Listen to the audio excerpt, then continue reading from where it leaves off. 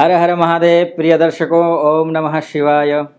श्रावण मास एवं पुरुषोत्तम मास के आप सभी को मेरी तरफ से हार्दिक मंगलमय शुभकामना।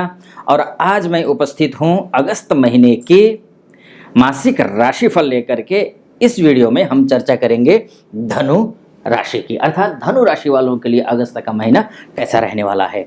जिनका नाम ये, यो, भा, भी, भू, ध, फ, ढ या फिर भे से शुरू होता है, उनकी राशि धनु होती है।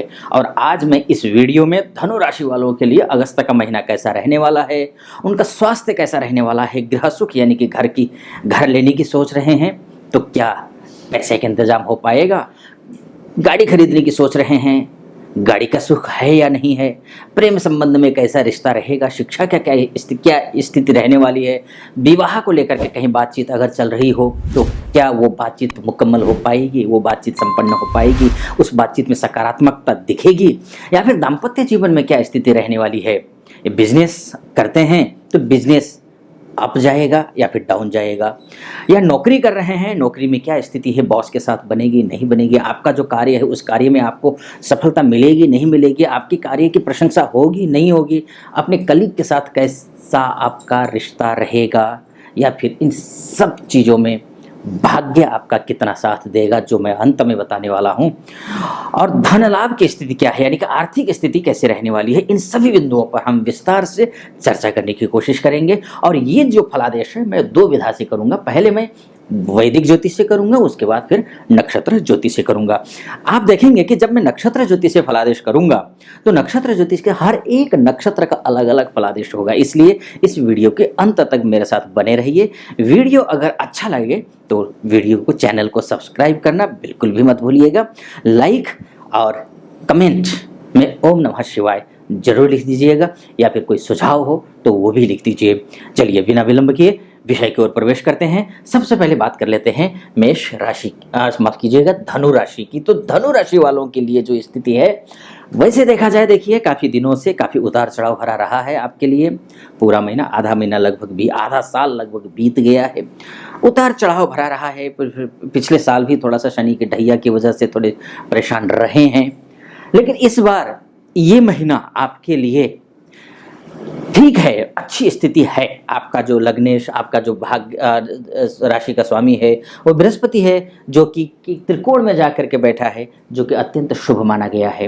राहु के साथ बैठा है, गुरु चांडाल योग बना हुआ है, जो कि 30 अक्टूबर तक बना रहेगा। बावजूद इसके वो 20 डिग्री से ऊपर निकल गया है बृहस्पति। तो ऐसी स्थिति में अब ये जो महीना है वो दिन प्रतिदिन अच्छा होता जाएगा। लग्न, आपका राशि का स्वामी अच्छी स्थिति में दिखाई दे रहा है। बावजूद इसके एक बात मैं आपसे यहाँ पर कहना चाहूँगा, वो ये है, क्योंकि यहाँ पर देखेंगे आपकी पहला भाव, चौथा भाव, सातवां भाव और 10वां भाव, यानी कि प्रथम भाव, चतुर्थ भाव, सप्तम और दशम भाव, ये जो 4 भाव हैं ये खाली हैं, जिनको केंद्र कहा जाता है। और जब भी केंद्र भाव खाली होता है ना, मन में असंतुष्टि होती है, उपलब्धियां भी उपलब्धियां नहीं लगती हैं, अधूरी रह जाती हैं वो उपलब्धियां हर एक क्षेत्र में। चाहे आप स्वास्थ्य को लेकर के कहिए, चाहे आप गृह सुख को लेकर के कहिए, चाहे वाहन सुख को लेकर के कहिए, चाहे लव लाइफ में कहिए, चाहे शिक्षा के स्तर को लेकर के कहिए, यानी कि हर एक जीवन के हर एक फील्ड में प्राप्त करेंगे, इसमें कोई शक नहीं। आपकी मेहनत जाया नहीं जाने वाली है, व्यर्थ नहीं जाएगी, लेकिन एक असंतुष्टि तो है, वो रहने वाली है। इसलिए उस असंतुष्टि को भरने के लिए, उसकी पूर्ति के लिए अधिक मेहनत करनी है। इस बात को आपको ध्यान देना है। अब आते हैं आपके स्वास्थ्य के दृष्टिकोण से। आप अच्छे रहने वाले हैं, थोड़ा योग इत्यादि करते रहें, एक्सरसाइज कीजिए।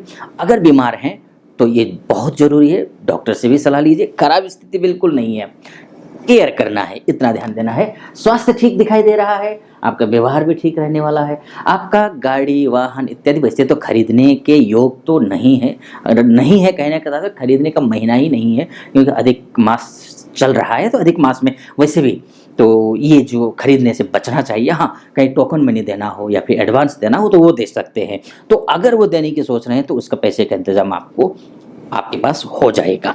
ये गाड़ी वाहन इत्यादि की सुख के लिए और गृह सुख के लिए स्थिति बनती है। शिक्षा के स्तर की बात कर लेते हैं। शिक्षा के स्तर भी आपका जो मंगल है बहुत अच्छी स्थिति में बैठा हुआ है। शिक्षा, संतान और लव लाइफ, मैं तीनों की बात करूंगा यहाँ पर। तो आपका जो मंगल है बहुत अच्छे स्थान में त्रिकोण में बैठा हुआ है। सच बताऊं तो अगर आप किसी के साथ रिलेशनशिप में हैं तो ये महीना अपने पेरेंट्स से शादी के लिए बात करने के लिए उत्तम है। अगर अभी इस महीने आप बात कर लेते हैं तो नवंबर दिसंबर से लेकर के मार्च या अगले साल के मई के बीच में आपकी शादी भी हो सकती है। और जो बात करेंगे कहीं कोई प्रॉब्लम आ रही है उस प्रॉब्लम को कुछ सोल्यूशन भी निकल सकता है इस महीने, तो आपको ध्यान देना है। शिक्षा की जहाँ तक बात है तो अगर उच्च शिक्षा की तैयारी कर रहे हैं ये महीना आपके लिए है। शानदार तरीके से पढ़ाई कीजिए, बिल्कुल कोताही मत बरतिए। शिक्षा के स्तर भी आपका अच्छा रहने वाला है। जहाँ तक बात है संतान सुख की, संतान की तरफ से भी कोई मांगलिक कार्य आपकी राशि के हिसाब से होता हुआ दिखाई दे रहा है। घर में संतान की तरफ से कोई मांगलिक काम होगा, संतान सुख है। अब आते हैं आपका बिजनेस को लेकर के क्या स्थिति है। मान सम्मान, पद प्रतिष्ठा, पैसा, बिजनेस इत्यादि, दाम्पत्य जीवन में क्या स्थिति रहने वाली है, तो वो स्थिति भी अच्छी दिखाई दे रही है। क्योंकि आपका जो बुध है जो कि सप्तमेश और दशमेश बने हुए हैं वो केंद्र स्थान में, भाग्य स्थान में बैठा हुआ है। अत्यंत शुभ राजयोग कारक होता है। करना क्या है आपको, बुध देखिए बहुत जल्दी इधर उधर होता है। क्योंकि आकाशीय जो ब्रह्मांड में जो है ना सबसे नज़दीक अगर तो सौरमंडल में तो सूर्य के अगर सबसे नज़दीक कोई ग्रह है तो वो बुध है। तो स्वाभाविक है वो बहुत जल्दी सूर्य के पास जाता है और थोड़ा सा दूर होता है फिर जल्दी जाता है। तो ऐसी स्थिति में ये अस्त या वक्र इत्यादि होते रहते हैं, तो इसलिए थोड़ा अधिक मेहनत करनी है। अगर कोई समस्या आती है कार्य क्षेत्र को लेकर के, मान सम्मान को लेकर के, दाम्पत्य जीवन में, बिजनेस में, तो आपको बुध की उपासना करनी है, यानी गणेश जी की पूजा करनी है। तो आप कीजिएगा। वो अगर थोड़ी बहुत भी प्रॉब्लम आ रही होगी वो भी सॉल्व हो जाएगी। अब बात कर लेते हैं कि आपका भाग्य कैसा रहने वाला है। तो देखिए भाग्य, अब मैंने आपको बोला था ना कि कितना परसेंट आपको भाग्य से पहले मैं फाइनेंस की बात कर देता हूँ। फाइनेंशियल स्थिति को अगर हम देखें ना तो देखिए फाइनेंशियल स्थिति आपकी 17, माफ कीजिए 6-7 अगस्त तक ठीक है। उसके बाद पैसे खर्चा होंगे, ठीक है ना। आपको पैसे खर्च नहीं करना है अनावश्यक रूप से। अगर किसी ने आपको चने के झाड़ पर चढ़ा दिया तो चढ़ना नहीं है, आपको संभल कर पैसा खर्च करना है। इस बात का आपको ध्यान रखना है। पैसे आने के योग तो हैं लेकिन आना जितना है उससे ज़्यादा जाने के योग है। सब कुछ मैंने अभी क्या कहा था आपसे, शुरू में कहा था ना कि आपको सब कुछ प्राप्त कर सकते हैं, चूंकि एक असंतुष्टि आपके मन में रहने वाली है। वो असंतुष्टि इसी वजह से हो सकती है, मैक्सिमम लोगों की इसी वजह से वो असंतुष्टि भरा महीना रहेगा। क्योंकि जितना आ रहा है, पैसा आ रहा है लेकिन जा उतना ही रहा है। अब आते हैं भाग्य पे कि भाग्य कैसा रहने वाला है। तो भाग्य की स्थिति देखते हैं तो 17 अगस्त तक यहाँ है सूर्य, यानी कि अष्टम का सूर्य, जो कि अच्छा नहीं माना जाता है। यानी कि 17 अगस्त तक जितना भी प्राप्त करना है, जो भी प्राप्त करना है, उस प्राप्त करने में आपको अधिकतम मेहनत करनी होगी, परिश्रम करनी होगी, तभी जाकर के आप प्राप्त कर सकते हैं। क्योंकि भाग्य आपका उतना ज़्यादा साथ नहीं देगा जितना देना चाहिए। मिलेगी, चीज़ें मिलेगी। हो सकता है कि जो चीज़ आपको जल्दी मिलनी चाहिए, जो जल्दी समय के अनुकूल मिलना चाहिए, वो हो सकता है समय का थोड़ा बाद में जाकर के मिले। वो एक मिलेगी लेकिन विलंब हो सकता है, एक योग। लेकिन 17 अगस्त के बाद भाग्य अपने ही घर में जाएगा, या भाग्य सूर्य अपने ही घर में यानी कि सिंह राशि में जाने वाला है। आपके लिए अत्यंत शुभ दिखता है, बनता है।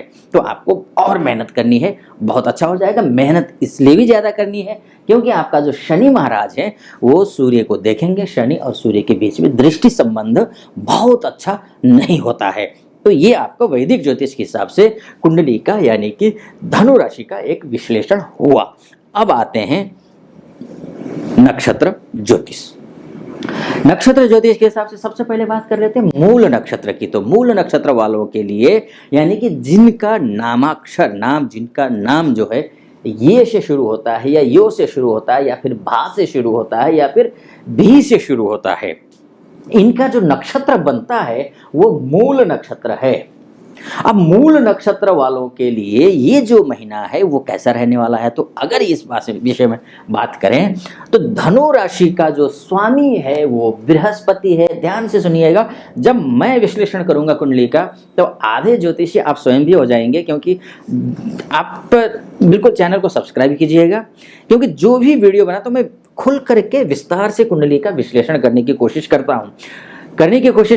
कई वीडियो मैंने कुछ ज़्यादा ही खुल करके एकदम विस्तार से बोल दिया था, थोड़ा लंबा वीडियो होगा, जिसकी वजह से जो है ना थोड़ा सा, क्योंकि हम सभी में स्वाभाविक है थोड़ा धैर्य की कमी होती है, तो धैर्य की कमी की वजह से थोड़ा सा वो जो वीडियो है, जो लंबा वीडियो था वो बहुत सारे लोगों तक नहीं पहुंच पाया। इसलिए मैंने थोड़ा सा 15 मिनट से पहले ही इस वीडियो को समाप्त करने की कोशिश की है, और इसमें भी मेरी यही कोशिश है, अगर आप लोग सपोर्ट करेंगे, चैनल को सब्सक्राइब करना, लाइक कमेंट करेंगे और आप विस्तार से लिखेंगे कि हमें लॉन्ग वीडियो चाहिए, यानी कि विस्तार से चाहिए और भी ज़्यादा, तो मैं कोशिश करूँगा कि और ज़्यादा लंबा वीडियो बनाने की, बड़ी वीडियो बनाने की कोशिश करूँगा। तो खैर, अब क्या होता है कि आपका जो राशि का स्वामी है वो बृहस्पति है।